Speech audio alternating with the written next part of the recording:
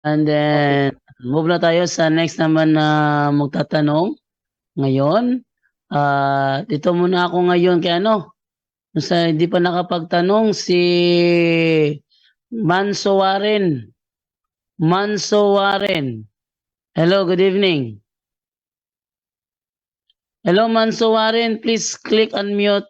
Kung nandyan ka sa kinupuan mo, click unmute. Hello, good evening po. Hello, good evening, bro.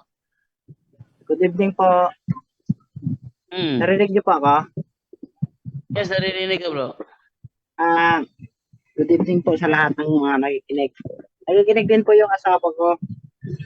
Brother, may tanong lang po ako tungkol sa ano, yung kasi po yung misis ko nag-ano rin po sa simbahan. Isa po siyang CWL, saka siya po yung ano nga to, sekretary ng simbahan, saka po siya yung anong tawag dito, nagbabasa. Ngayon po, kasi po brother Jando, hindi po kasi kami kasal sa ano, sa simbahan. Oh.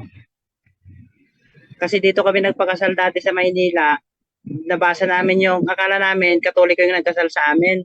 Kasi nung ano na namin nalaman, nung dumating na po yung marriage contract, binasa po ng asawa ko, ano pala yung nagkasal sa amin, Presbyterian. No. Ang gusto ko lang pong itanong, brother, pwede po ba kaming magpakasal ulit o magpabasbas na lang sa pare para maano po yung sacrament namin makumpleto? Okay, Brother Angel? Yes po, pwede po yun. Alam ng pari yan. So pumunta po kayo doon. Actually, ganyan ang ginawa dun sa ano. So imbis na talaga solemn na marriage, may tawag dun eh.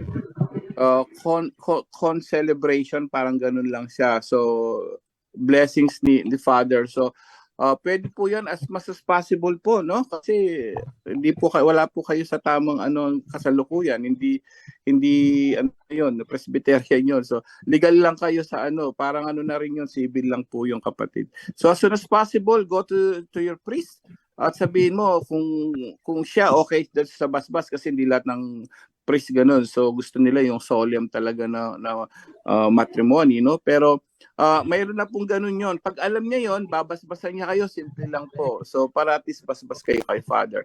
Pero kasi hindi na mababago yon. Yung sa ano nyo, Presbyterian nyo, hindi na mababago yon. Nasa Philippine Statistic Authority na po yon. Nasa gobyerno na po yun. Yun lang ang lalabas kahit kailan. Kahit magpakasal, mga nanonood kayo, kahit magpakasal kayo ng talagang malaking church wedding, halimbawa civil kayo, kahit anong pangkalakas nag-ano kayo, kukunin lang ni Father yung civil ninyo, pagkatapos kakasal kayo ng church wedding, pero yung naka-ano dun sa PSA, yung paring civil. Baka magtaka yung iba.